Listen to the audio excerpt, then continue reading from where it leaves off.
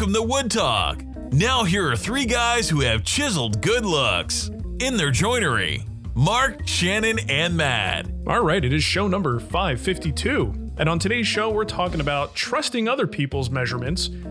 Is that what you do every time you buy a plan? Kind of trusting someone else's measurements. And they're still often wrong, so there's that. We're also going to talk about dowels versus dominoes, split top or not, and dealing with the poor decisions of previous homeowners. But before we get to that, I want to let you know that Wood Talk is brought to you by Rockler. Rockler's been helping customers create with confidence for over 65 years. Rockler's giving away a $250 gift card to one lucky Wood Talk listener. There's only 3 of them, so you got a good chance of winning. Enter for your chance to win before May 31st at rockler.com/woodtalk. And if you want to help support the show, you can do so by going to patreon.com/woodtalk and signing up to become a patron of the show. Woo-hoo. This episode, we are thanking Austin Santiago, Chuck Dupong, Casey Anderson, and the one and only Nick. Everybody knows Nick. The Nick. That's good. All right. So we got Kickback. Kickback on a dining table episode. Yeah. Sorry. So I don't know what this is all about. Shannon, take it away. I don't know why I got put in there before the dining table. Probably because I did this while I was at work. You did. And now you must suffer the consequences. This comes from Jason. He says, I found a great process for deep cleaning those Rockler Silicone benchtop mats. Since I know a couple of you are users, I am, and it's very dirty. It's absolutely critical to follow this procedure to the letter. Otherwise, I cannot guarantee it will work. Step 1, build a table, any table. Marc's shaker table from the Guild. Cha-ching. That's my link. That's my link Nice. sound. I like Use a that. nice wood, cherry maple traditional, but walnut looks nice as well. Step 2, get it sanded for finish and put it on top of your Rockler silicone benchtop mat. Step 3, apply wiping varnish. For the table, you want a high quality one like Armor Seal, but if you can find a more expensive one, it will probably look better. Waterlogged. Step 4, while applying a finish, spill the can of finish all over your benchtop mat. I mean, this works better if you also swear loudly while spilling. Okay. Step 5, clean up as much as you can with blue shop towels and spread them out to dry so they do not catch fire. Step 6, swear some more. Step 7, remember it's high VOC finish and open a window. Step 8, when you come down off your polyurethane high, finish applying the finish to your table. Step 9, close the bleeping can of finish. Step 10, leave the shop with a window open and a fan running. Step 11, come back one day later. Step 12, peel polyurethane off the benchtop mat. This will take almost as long as the curing process, but it peels easily. Step 13, freshly peeled surface will be as clean as the day it left Rockler. Whoa. It's not the info you wanted, but it's the process you deserve. Happy woodworking and go So Rockler. deserving. Yeah. Wow. That's Thank you, Jason. That's wonderful. Expensive. But But I I mean, really. add that to the manual that comes with those silicone bench mats. It's Yeah. perfect. Well, isn't this why he got the bench mat? Because he knows himself to be a klutzy guy and Yeah. is likely to spill a can of finish. That still trends quite well on Instagram and various social platforms. The satisfying peel thing. Yeah. Oh, yeah. Don't people still use the silicone brushes and like film that and everything? So, Yep. Yeah. Every time I see it, There I'm you like, slow news day, huh? Yeah. Those views. Like, this is what we're down to. We're down to popping glue off of melamine and peeling it off of silicone. That's content in 2023. Okay. Marc's not bitter. Not bitter Not at at all. all. He's not at all. Dining table discussion time. And you know what? It's not going to be about content. So there's that. Oh, well, Hey, I'm out. look at that. Matt's got nothing to say now. I got nothing. All right. So dealing with other people's home improvement decisions. Let's say you just move into a new house, new to you. I mean, if you move into a brand new house and you got issues, then that's something to take up with your builder. But if you move into a house that's previously owned, chances are you're going to run into some things that make you kind of scratch your head. And you're like, what were they thinking? And we thought maybe we'd go around, because I've confronted a number of these. I sent the guys a couple of pictures of things in my house that made me laugh. And we thought maybe we'd compare notes. And Matt, you didn't buy a new house, right? I did not, no. You bought a house with good bones, and you're restructuring those bones and giving it a giant facelift, right? It's debatable about the bones, but yes. Well, it has bones. It does. It does have bones. You got that going for you. So I guess I'll start this off since I think I inspired Shannon to pick the topic. The always picture I inspire sent me, Mark. Oh boy. Thank you. You me as well. No, Every time I get on my Peloton, I go, if I was only as fast as Shannon. If only. Think of all the high fives you could get. Think of all those middle fingers I could put in right now.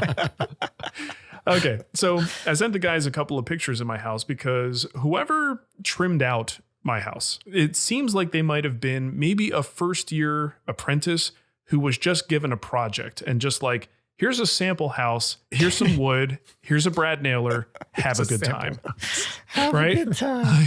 Have a good time, buddy. Go for it. And boy, did they go for it, to the point where if you, let's say you're trimming out, a walkway or a doorway, entryway, let's call it, you're trimming that out and it's purely decorative at this point. Most houses, it's just, drywall with a beaded edge or something on there, a corner bead. This is nicely trimmed out, but it's really close to where they installed the light switch. So what do? You've got some choices. You could move the light switch, right? That's a lot of extra work, but you certainly could move the light switch. You could choose not to do that molding there. You could do something else or do something with a lower profile.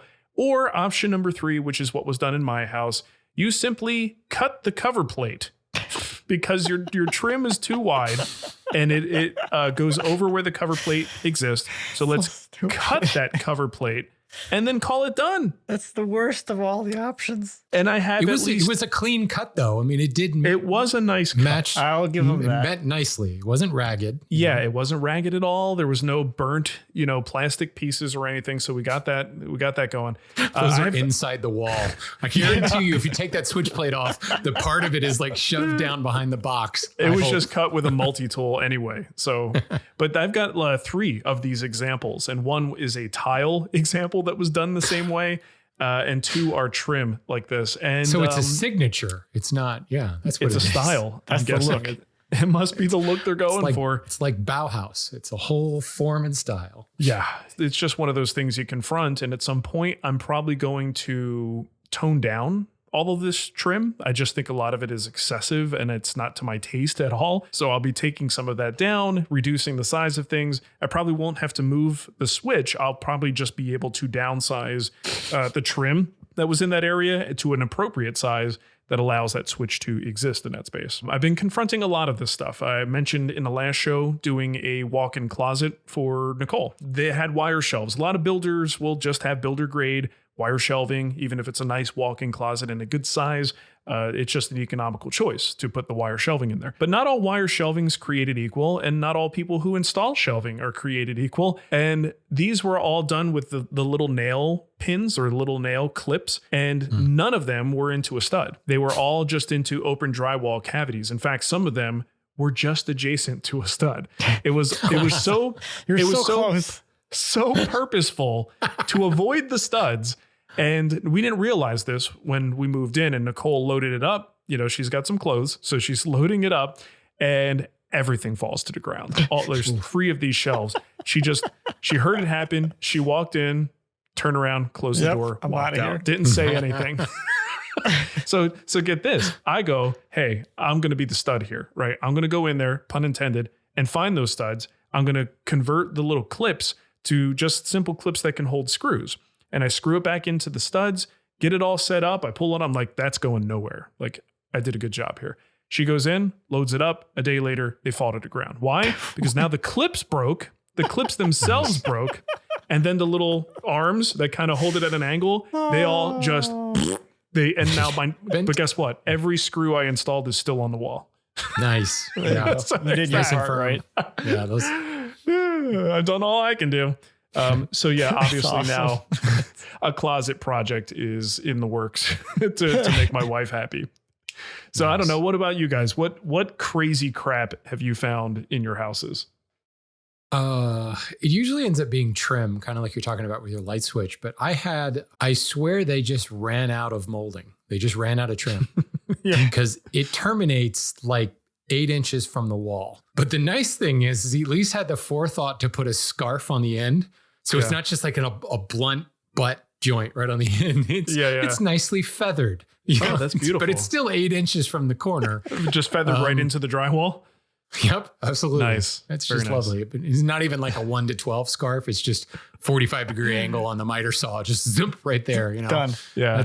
That's lovely. There was a section under the stairs downstairs where there's like a little crawl space under there. Somebody thought, well, let's convert this into storage. Again, I think it was a situation where they had a piece of plywood, but it wasn't the right size. So it's trimmed to fit the width, but it's shy of the top by like 3 inches. So there's a solid plywood door, real fancy, like plywood door, like not even like high quality. It's like OSB, so of course it has a potato chip to it as well. Yeah. And it's just this gap. And we joke that, that was where they stuck Harry Potter or something. And there was an air hole there that they could stick like the plate of food through or something. Yeah. Yeah. It was just, I must have been the same trim carpenter. He just ran out of stuff that day. And I was like, I'm done. Good enough. Close enough. Yeah. It's the 12-inch rule, as long as it's within 12 inches, we're good. Close enough. You're good. Well, Matt, I'm curious from your perspective, because you're going in there with the intention of making big changes, right? Like what I've got right now is a quote unquote finished product, and I could leave it or I can monkey with it. And I'm probably eventually going to monkey with it. You moved in with the intention of monkeying and getting things done. So I'm curious what kind of stuff you found and took care of. I mean, as far as trim details go, it wasn't really anything that's like weird or crazy. There is this interesting like dynamic of like the original portion of the house, which I'm sitting in right now, which is built in the 60s. That's got very basic stuff to it. Like all the trim profiles are super basic and painted. And then the addition that they put on before us that had like, they still use like builder grade trim and stuff, but it was stained red oak. So you have like these two different dynamics. And now it's like we're doing a lot of trim work in the new kitchen sunroom space. And that space is going to look so different. It's going to have such a different feel as far as like the finish details go. Right. Let's say, okay, well, maybe we should just keep going and carry that out through the rest of the house. So it's like, well, there's this like while you're at it kind of a situation there. Yeah. To update the rest of the feel of the house to match that, because that's going to feel a lot more high end than all the basic trim in the rest of the house. Sure. Yeah. What are you doing for trim? Maybe off topic for this particular discussion, but I'm curious. Are you going with like a lot of trim, stain grade? Or are you painting? What are we doing? They'll be painted. Does that hurt inside a little bit? Actually, no. The more that I thought about it, the more I started to think about like as a whole. Because I'm like, the nice thing about having like the cabinetry and the trim and painted is it allows the other elements that are not to really shine and be more of a focal point. So the floor is the only wooden thing in the whole kitchen sunroom area. Yeah. So it is like, that is the thing to focus on. So, like looking all over the place, there's beautiful amberish tones of the floor against the starkness of the white of the trim. And then in the kitchen itself, there's a floor and the countertop, which is stone or whatever. So that's more the focal point. Yeah. It allows you to take the focal from everywhere, just one thing. That was sort of interesting realization that I had to like come to terms with as I thought about the whole process. Well, it's tricky. I mean, we have a situation coming from Colorado. We had a very mountain type home with a lot of inside. There was a lot of stone and a lot of wood, and all the trim was wood. Every door was, wood stained casing. It was all mostly stained alder. So moving from that, everything Nicole sees, she's like, I want what we had before. And the problem is when a house is already trimmed out and it's all white painted, and if you've got white crown, you can't just like start switching over, like at least not easily without completely gutting it.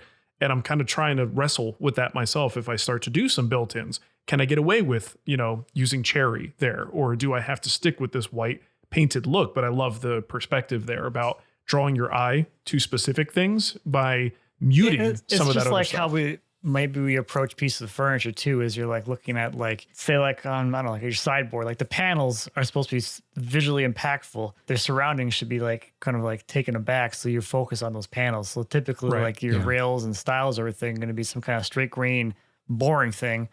So they kind of fade to the background and give presence to the panel. So it's sort of the same kind of concept with these bigger picture things. Yeah, that's a good point. How dare you call it boring? Well, I am a fan of the Riffs On Club, not the Crotch Club. Okay, well, I got a whole rift-sawn floor for you. I think the other thing is the profile itself. And this is what I see a lot with the work that I do day in and day out is so much of the moldings that we run that have more intricate profiles, they're all primed and painted because the focal point is the line, not the grain, and not the color. And molding ultimately from a design perspective is a punctuational element. It's meant to break things up, and it's all about shadow lines rather than grain. So like I can see the exact like aesthetic you're talking about, Mark, with that mountain home. And a lot of times it's square. The casing is S4S, E4E, not really a whole lot to it. Or if it is, it's a slight bead or something. There's not a lot of molded detail there. 100% right. It was all simple. I mean, the most we had, like the baseboards were really nice baseboards, probably about 6 inches in width, but just a little round over at the top. Everything was just a simple round over. And even, just trimming around a doorway was sort of, I guess, almost a shaker, if anything, just kind of had the top that overhangs and it's cut at an angle and it overhangs the two vertical pieces. So yeah, absolutely simple. And now that makes perfect sense the way you laid it out there. Because wood grain, if a complex profile, you would completely drown out any of those lines if it was visible wood grain. Well, since we're talking about moldings, you sent us a couple of pictures, Mark, and I feel like you have to talk about the crown molding that was just the crown molding to nowhere. Like there's a column or something in the house. Or maybe, no, it was a casing around a door, wasn't it? And there's just like... to like an archway. Somebody's like, put a crown molding on it. Like, no reason whatsoever. So the dining room has an archway, right in by the entryway. You come in the front door, dining room's on the left, and it's got just a long extended curve as a archway, right? So they wanted to do, molding up the wall and up into that archway, but I guess they wanted crown. So the only thing that they could think to do was to bring the pieces up and then trim it out with crown right at the point where the arch begins. So it's just crown to nowhere. I don't understand that one at all, because they're like, we want to half case the opening. Like, we just want the side casings. Yeah, because the arch wasn't cased, right? No, it was just not. No, the arch is drywalled, and they got casings on the side. And they're like, how do we make this transition from a cased opening for the sides to a drywall finish? Yeah. We'll put some crown. It's a perfect transition. And it's that like that when you go up on top of a cabinet that has crown and you get up there and if you've never seen it before, you look at it and you go, oh, that crown molding it kind of just bloop, floats out from the face of the cabinet, right? There's nothing going on behind it. And okay, well now that makes sense in a cabinet, because what else you're going to do unless you're doing floor to ceiling cabinets? In this case, it's almost like that. It's just that crown is just sitting up there as a pocket. Like a candy bowl. Like when you walk in, you grab some candy or mints. That's where you put your keys at the party, right? So there you go. It's a key bowl. I mean, at least in looking at the photograph, it seemed like it was only like 7 feet off the floor. Yeah. Like where the arch starts is not, if you have 8-foot ceilings, since there's an arch, it obviously tapers down at the edges. Yep. So like, I could reach the crown molding is like at eye level for me. It's just like, what the hell? You'd almost be able to peek into the top of this crown. You just need to put some LED rope lighting inside there. Have a nice little uplit effect in there. But this is what makes me feel like it was like a student who had an opportunity to play and just try some things, whether it works or not. Some idiot's going to buy this house. And I'm that idiot. So it just reminds me of that Portlandia episode. Put a bird on it. Put a crown on it. Look, there's a corner. Put a crown on it. And this place with the crown molding is out of control. It's like they did the normal crown. Now, maybe this is standard practice, and I'm not sure where this comes from. I don't know trim carpentry, but you want to make it look like it's more substantial than it is. So you have standard crown, and then what you do is you take some chair rail molding, and you put one strip a few inches away from the crown on the ceiling. You put another strip a few inches away from the crown below it on the wall. And then you paint it all white so that the space between the chair rail molding and the crown itself, it's all white. So when you step away, it looks like a massive buildup of crown molding and multiple pieces of wood. But really all it is a strip of crown and 2 strips of chair rail molding. So now the whole thing it's huge. Except for it's not that kind of house. You know what I mean? It's too much for the size of the house. You the need opulence. 15-foot ceilings to pull it off. Well, actually, we do have very tall ceilings in that particular room, so it's not that bad. But if it were like 8-foot ceilings, we'd be in trouble. So I don't know. I got a lot of stuff to tone down a little bit. Anything else we want to bring up? Any examples from your past you could think of? No, I think that's you've hit on a lot of them. I've had the switch plates issues. I'll say Totally. that Fun when stuff. we were looking at houses, when we saw like 100 houses, the trim work and the attention to detail there really like is what I honed in on as I was looking at anything to Mhm. potentially buy. If the attention to detail and the trim isn't there, should I be worried about the attention to detail in like other places that actually matter? Yeah. A little Electrical, the Especially plumbing. on like any house we looked at that was recently updated. If I walk into like, oh, it's a brand new kitchen, you walk in, you're like, okay, the doors on the cabinets don't line up on top, like they're like off, they're like offset like that, Yeah. and then like there's giant gaps in the molding, or they can't like miter the trim nicely, and there's gaps down there too, or like there's a 1/2 inch gap between the wall and the countertop because they didn't scrap the countertop to the wall. Okay. What's below the surface that I Yeah, can't I'm like, see? I see these things. I'm like, personally, I couldn't live there. I'm like, I can't, this kitchen would be destroyed the day I move in. Cause I'm like, I got to fix all this stuff. I can't look at this. I can't deal with this. This is so Yeah. much of a lower level than what I need my stuff to be at. It's because of Right. the way that I think now. I'm like, yeah, I can't do it. Can't Yeah. bring myself to that level. It's tough. It's tough. And especially in today's day and age where a lot of people are inspired to DIY and there's never been more resources to find out how to do things DIY style. I can tell you with a lot of the houses we looked at, somebody clearly watched HGTV or the Magnolia Network Yeah. and it showed. And you can see that, that this was not done by a professional and there's problems, but they got the facelift they were after, but now they're trying to sell the house. And if you have someone with a discerning eye, you could pick that stuff out from a mile away. Let us know, in the comments and in our email if you have any funny stories about weird things you saw looking at houses or in your own homes that were the responsibility of the person who owned it before you. Yeah, I want All right, some well- staircases to nowhere stories. Give me some of Ooh, that. that sounds fun. I'd like to hear that.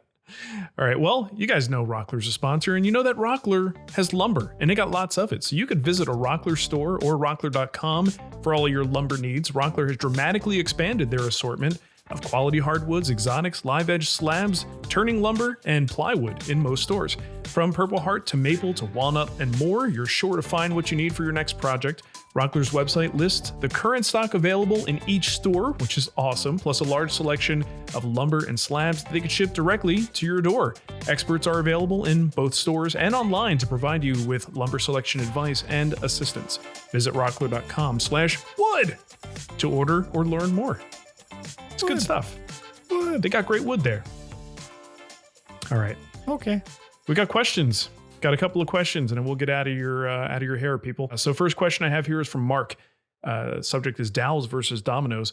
He says, I consider myself a serious woodworker on a budget. If not for the budget, I would own a Festool domino. I have used mortise and tenon in the past. I believe it probably is the best joint.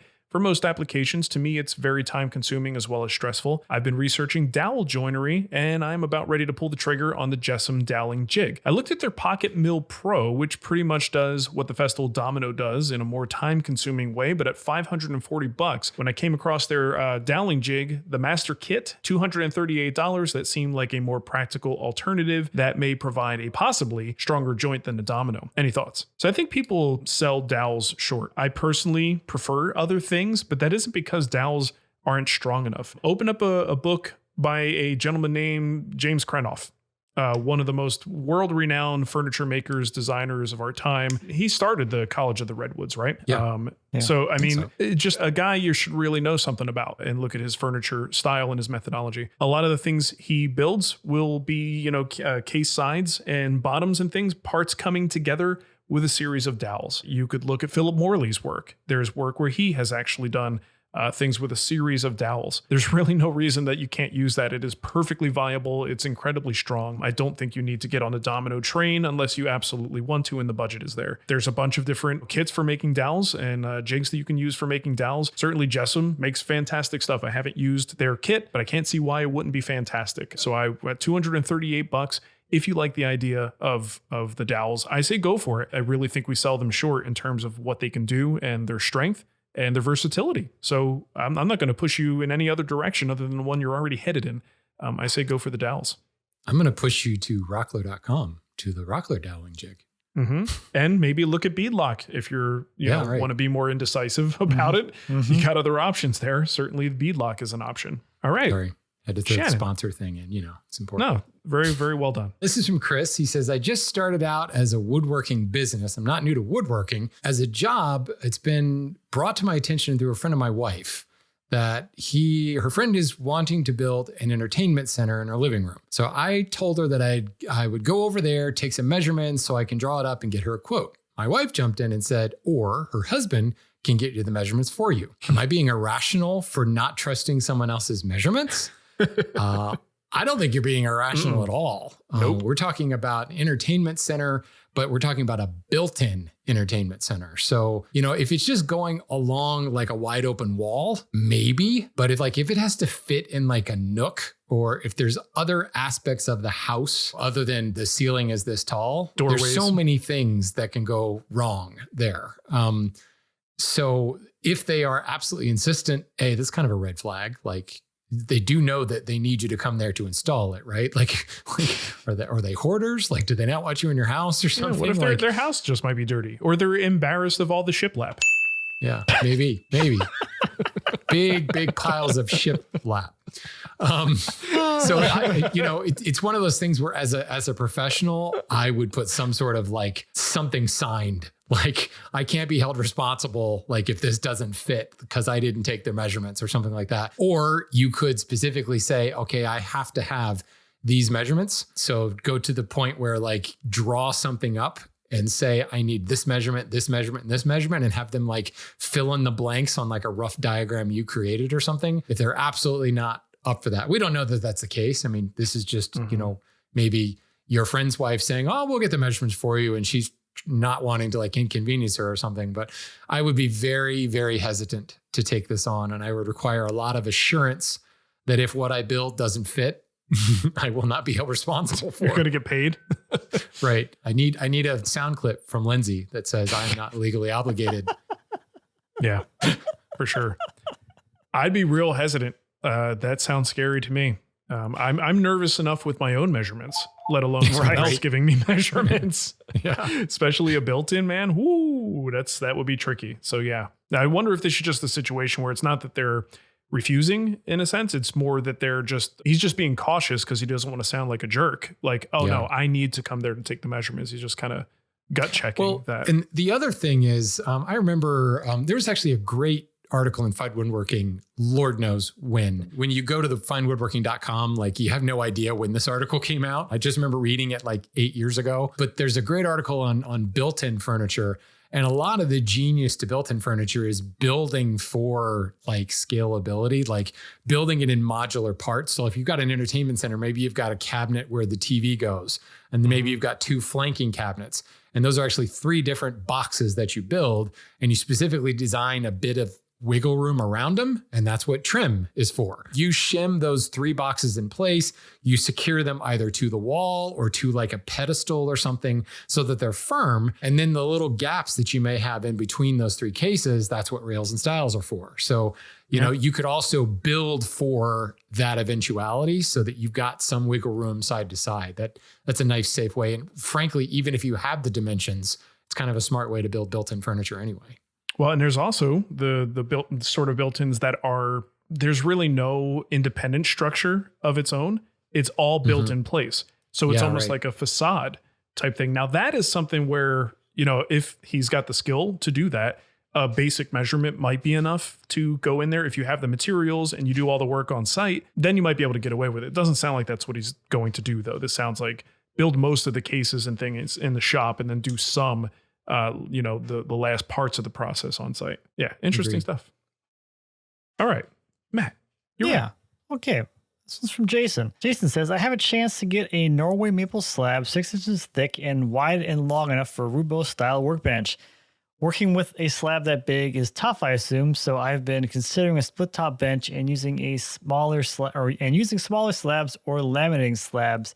But the split top really doesn't do it for me aesthetically. Not a great reason, I know, but it is what it is.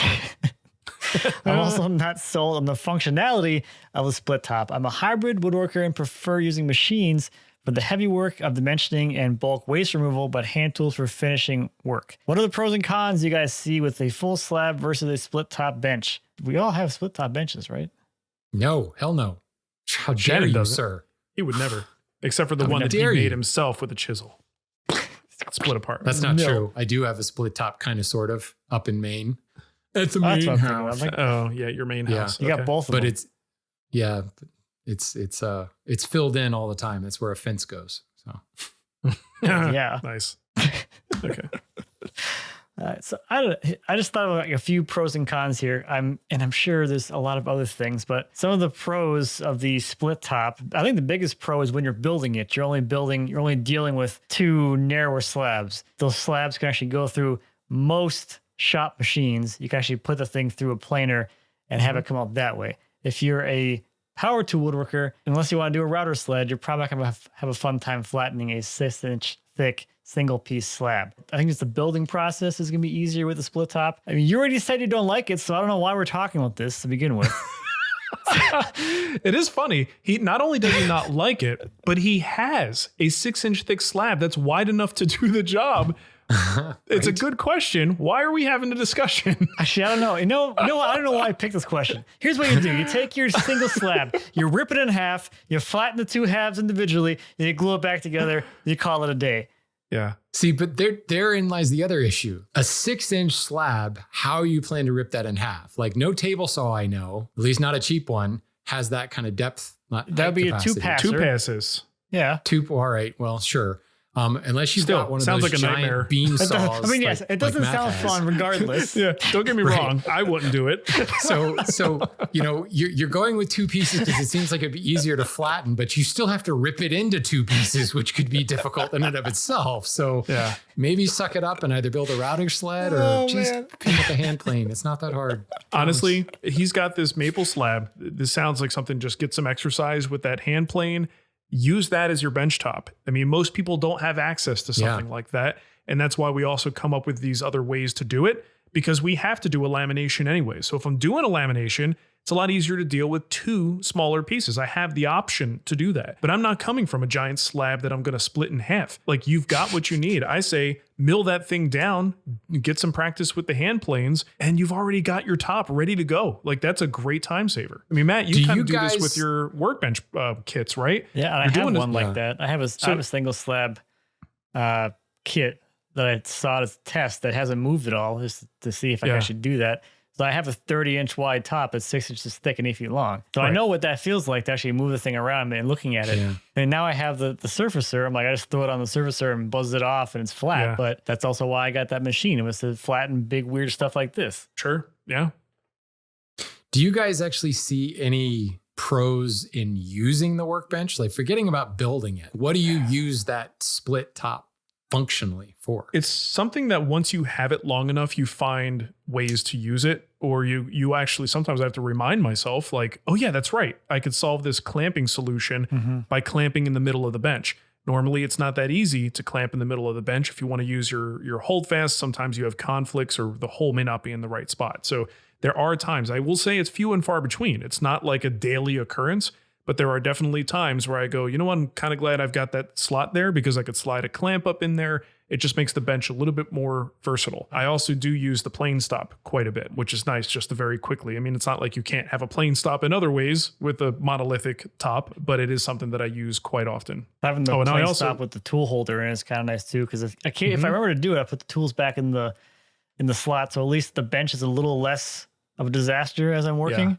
Yeah. That kind of helps, but most of the time it doesn't really make a difference having the split top, except for that one moment you're like, okay, I got to get a clamp here in the middle for some weird glue up I'm doing or something else. I find that to be incredibly handy. The only downside that I see to the split top usability standpoint is the fact that like chips and shavings fall through onto the shelf. Yeah. Yeah. Which is like, it's woodworking. So Yeah, that's like, whatever. what are you going to do? I can say when I built the hybrid workbench, which was a variation of what I had learned about the Rubo and trying to make it a little more practical, I purposely widened the slot between the 2 slabs and then utilized it as an accessory area, whether it's like a skinny accessory tray or a tool holder for, saws or chisels or something that holds a little flexible boom arm light. There's a lot of fun things that you can do with it. I never really made the most of that just from a usage perspective, but it is something that you can do if you want to have like some cool, clever solutions there. All right. I think that does that. and I hear a 3D printer going, so it's a good time for us to not be recording. Family owned since 1954, Rockler is your go-to source for high quality and innovative woodworking tools, finishing supplies, hardware, lumber, and expert advice. Whether you're building a simple bookshelf, a custom desk, or new kitchen cabinets, Rockler has everything you need to make your next project a success. Visit rockler.com and use the code WoodTalk, it's all one word, to receive free shipping on most orders over $49. And remember to head to rockler.com/woodtalk to enter for your chance to win a $250 gift card. Tune in next week to find out what Nicole is 3D printing. I'm staying corrected. It's actually the laser that's making the noise, but I'll let you know next week what she's lasering. I put this to the Wood Talk audience. One of my favorite aspects of various Scott Johnson shows on the Frog Pants Network was when Nicole would show up and do like movie reviews, video game reviews. It was always fun. I think we need a Nicole Spagnuolo segment. Yeah. Good luck. We need a Lindsay soundbite saying we're not legally binding, but for the 3D printers and makers out there, maybe we should finally grab that audience. I think she'd be happy to do it. See, there we go. Let us know, folks. I'm not sure who'd be less enthused about this sort of thing than Lindsay or Nicole, who would be least enthused. They both be like, no thanks. So let us know if you want to hear it, because it's not going to happen either way. But send us your questions, people. It's what makes the show the show. Kinda, sort of. Those questions come to us from the contact form at woodtalkshow.com or via email at woodtalkshow@gmail.com. Please and thank you. We love your questions. Awesome. Very good times. Thank you, guys. And I guess we will see you next time. We hope so. Maybe you We'll be will. here. Who knows? You never know. Yeah. Just never know with these three.